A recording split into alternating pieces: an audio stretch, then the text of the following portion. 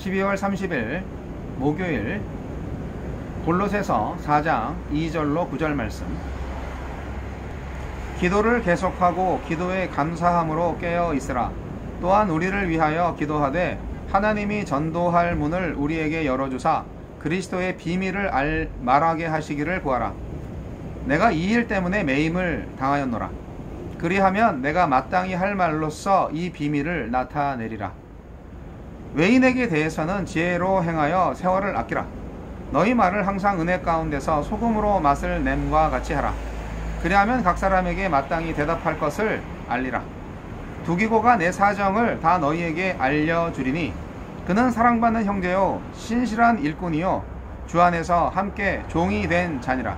내가 그를 특별히 너희에게 보내는 것은 너희로 우리 사정을 알게 하고 너희 마음을 위로하게 하려 함이라. 신실하고 사랑을 받는 형제 오네시모를 함께 보내노니 그는 너희에게서 온 사람이라. 그들이 여기 일을 다 너희에게 알려주리라. 아멘. 지혜롭고 은혜롭게 행하라. 바울은 기도 생활을 권면하고 자신을 위한 기도도 부탁합니다. 또 외부 사람들과의 관계에서 지혜롭게 행하고 은혜롭게 말하라고 권고합니다. 우리에게 주시는 교훈은 무엇입니까? 바울은 기도를 당부합니다. 기도하되 지속적으로 끈질기게 기도하고 거짓 교사들의 그릇된 가르침에 미혹되지 않도록 깨어서 기도하며 놀라운 구원의 복음을 주셔서 구원으로 초청하여 주신 것에 감사하며 기도하라고 합니다. 기도가 습관이 되고 자연스럽게 삶의 일부가 될 때까지 매일 나 자신에게 기도하도록 독려하십시오. 바울은 자기 일행을 위해 기도해달라고 부탁합니다. 그는 자신의 연약함뿐 아니라 성도의 기도 없이는 하나님의 일이 이루어질 수 없다는 것을 알고 있습니다. 성도의 기도에 힘입어 가택 연금 상태에서 풀려나서 자유로워지고 하나님께서 복음을 전할 기회를 열어주시면 주저하지 않고 그리스도의 비밀, 즉 그리스도를 통한 하나님의 구원 계획을 말할 것이라고 합니다. 그는 소명을 따라 살았고 사명을 위해서 살았습니다. 내가 부탁하는 기도가 이 복음의 증인의 사명과 관련이 있습니까? 바울은 내 기도만이 아니라 성도들의 기도로만 그렇게 살 수 있다고 믿었습니다. 외인들, 교회 바깥의 사람들을 어떻게 상대해야 하는지 또 바울이 말하고 있는데요. 외인들에게는 지혜롭게, 즉 성결하고 평화롭게, 관대하고 유순하게 돼야 돼 시간을 최대로 선용해야 합니다. 외인들에게 말을 할 때에는 친절하되 소금간이 잘 된 음식처럼 마음을 사로잡아서 이끌고 흥미롭게 말해야 합니다. 또 그들이 성도들의 삶의 방식, 가치관, 믿음에 관해서 또 소망에 관해서 물어볼 때 대답할 수 있게 미리 준비해놔야 합니다. 지금 세상 앞에 교회와 성도들이 어떻게 비칠지 생각하면서 우리의 말과 행실과 가치관을 돌아보시기를 바랍니다. 바울은 골로새 성도들에게 자기 형편을 알리고 성도들의 마음을 격려하기 위해서 두 동역자 두기고와 또 골로새 출신의 오네시모에게 이 편지를 맡겨서 1900km나 되는 먼 길을 보내고 있습니다. 두 사람은 바울을 대신해서 힘겨운 일을 감당할 만큼 유능하고 신실한 동역자들이었습니다. 신실한 사역자들이었습니다. 두 사람을 향한 바울의 칭찬을 들어보세요. 주님과 동역자들은 나를 어떤 일꾼으로 추천할까요? 또 주변에 내가 챙겨야 할 어려운 형편에 놓여있는 지체는 없습니까? 주여, 하나님을 향해서는 기도의 말을 주시고 이웃을 향해서는 마음을 사로잡는 지혜로운 말을 주소서. 자, 오늘은 여기 주문진 바다 앞에 모 카페 앞에 와 있습니다. 밑에는 지금 눈이 쌓여서 얼어 있고 옆에는 차들이 주차되어 있고 바로 옆에가 바닷가입니다. 근데 밤이라서 지금 잘 안 들리지만 보시면 자 이렇게 바닷가 옆에 주차가 되어 있는 길을 볼 수가 있습니다. 해안도로죠, 해안도로. 근데 오늘 또 아는 목사님과 함께 동해 바다 구경하러 왔다가 조금 늦어지고 또 이쪽에 주문진 성결교회에 귀한 목사님 또 만나서 저녁 식사도 대접을 받고 커피까지 대접을 받느라고 여기 와 있습니다. 이 시간에 날마다 성경을 위해서 잠깐 홀로만의 시간을 갖고 있는데요. 저는 오늘 말씀 참 은혜가 됩니다. 바울이 그 골로새 교회 성도들한테 기도를 부탁하고 있잖아요. 바울 사도께서. 바울 사도도 위대한 사도지만 바울 사도도 교회의 기도를 통해서 당신의 사역이 제대로 잘 이루어질 수 있을 것을 믿고 있잖아요. 기도의 힘은 엄청난 거죠. 근데 기도를 잘해서가 아니라 기도를 통하여서 주시는 하나님의 은혜와 사랑이 아주 감사한 거죠. 그게 강력한 거죠. 지속적인 기도와 감사함으로 드리는 기도, 깨어서 드리는 기도야말로 바울 사도의 사역을 위한 강력한 힘이 된다는 거 우리가 오늘 바울의 편지 글을 통하여서도 알 수가 있습니다. 우리는 정말 하늘 자원을 이용해서 이 땅을 변화시키고 구원해야 합니다. 땅에 있는 자원도 많이 활용을 하겠지만 가장 중요한 하늘 자원을 활용해야 된다. 하늘 자원은 뭐냐? 우리의 기도를 통한 하나님의 은혜입니다. 하나님의 살아계심을 인정하는 바로 그 우리의 고백과 기도가 믿음의 기도가 소망을 갖게 하고 소망을 이루게 하는 출발점이 된다는 사실이죠. 사도의 기도 부탁은 자신이 먼저 기도에 의존해서 살고 있다는 것을 보여주는 것 아니겠습니까? 자신이 기도로 살고 있고 기도로 사역하고 있고 그렇다는 것을 지금 골로새 성도들한테 그렇게 기도를 부탁하는 그 말을 통하여서 알 수가 있는 거죠. 우리가 과연 지금 기도로 살고 있나요? 오늘날 교회가 기도로 살고 있나요? 기도 없이 그리스도인으로서 또 복음 전도자로서 살거나 사역을 감당한다는 것은 불가능에 가깝습니다. 오늘 말씀을 통해서 우리는 바울 사도가 얼마나 예수 믿지 않는 사람들에 대해서는 굉장히 친절하고 아름답게 대했는가를 알 수가 있어요. 본인이 그렇게 했기 때문에 골로새 교회 사람들한테도 그렇게 당부를 하는 것 아니겠습니까?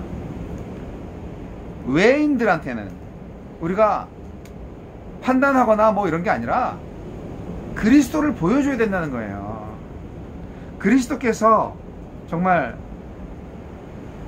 언약의 의인이시고 죄인이던 우리를 어떻게 거룩하게 해주셨는지, 어떻게 우리를 평화로운 사람, 유순한 사람으로 만들어 주셨는지 그거를 알려줘야 된다는 거죠.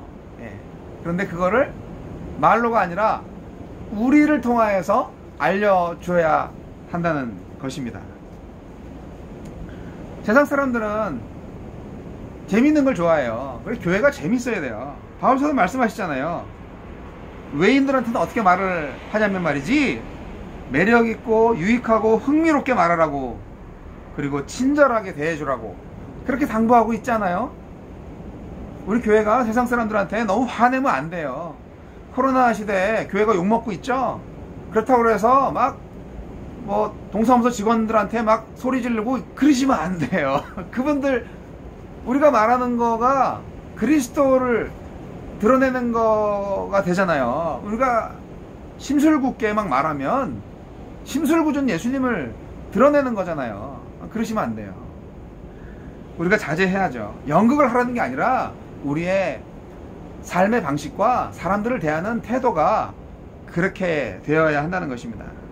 그래서 여러분, 우리는 그리스도와 함께하는 삶의 증거를 보여줄 수 있어야 돼요. 그게 진짜죠.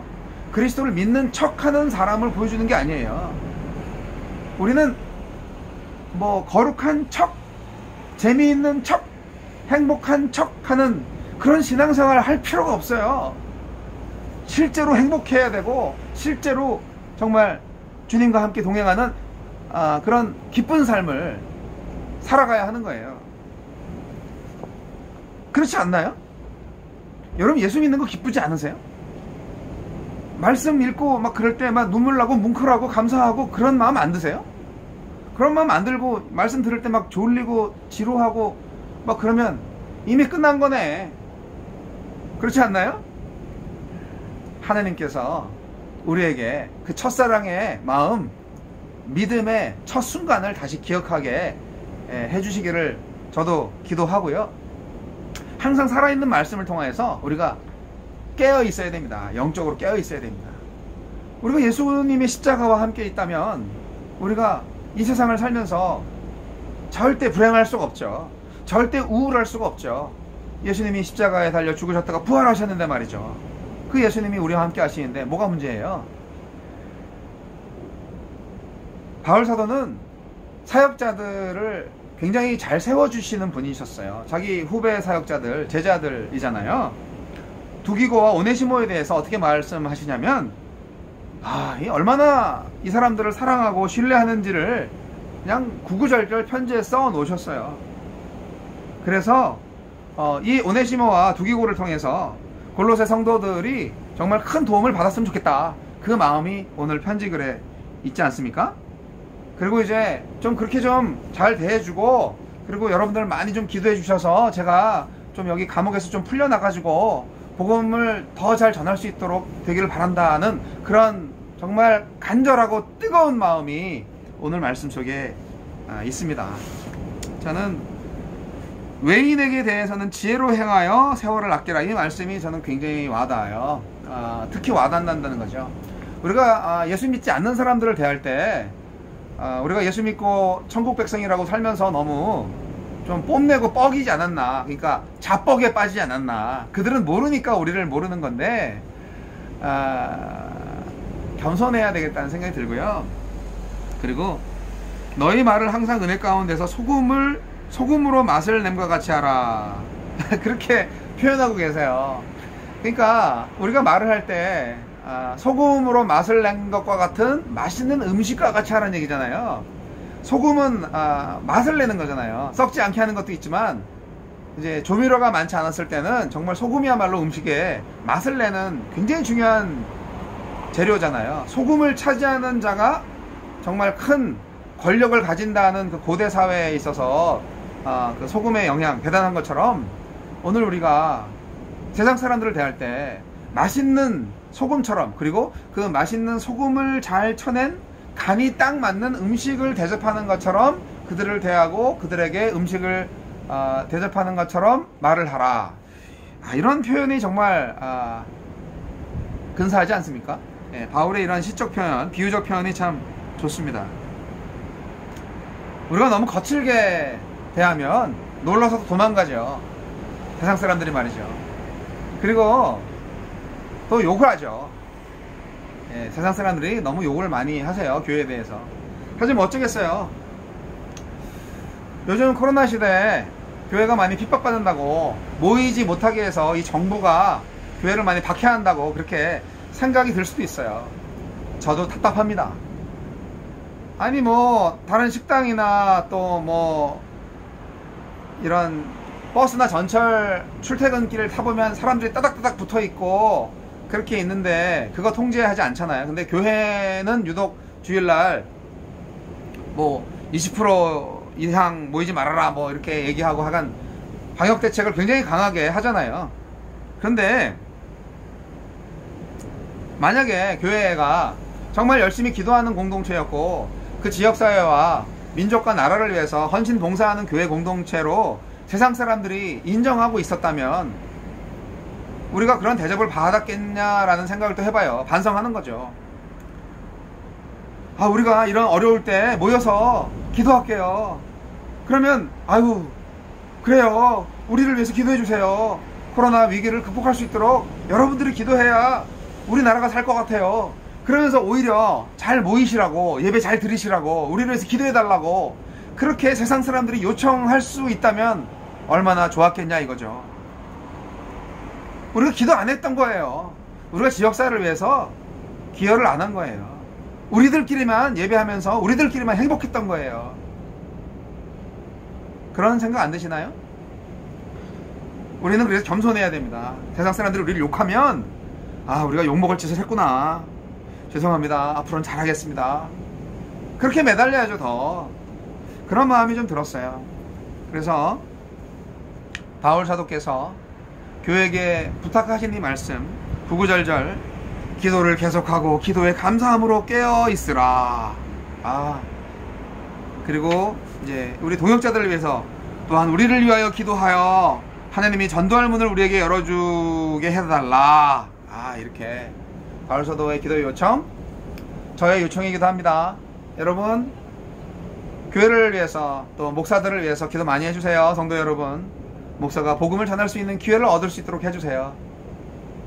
이 유튜브도 전 세계를 향해서 복음을 전할 수 있는 좋은 그 플랫폼이죠. 복음의 문이 될 수 있죠. 복음의 통로가 될 수 있죠. 이 유튜브도 정말 구독, 좋아요 많이 눌러주시고 그리고 많은 사람들에 전파해 주시고, 그리고 정말 이 세상을 하나님께서 얼마나 사랑하시는지를 다시 한번 알려주시기를 바랍니다. 복음을 전하는 일에 우리가 몸으로 마음으로 모든 것으로 다시 한번 함께 할 수 있는 저와 여러분 되기를 바랍니다. 어떤 모양이라든지 복음은 전달되어져야 하니까요. 지혜롭고 은혜롭게 행하라. 지혜롭고 은혜롭게 말하는 것도 좋지만 지혜롭고 은혜롭게 행하라.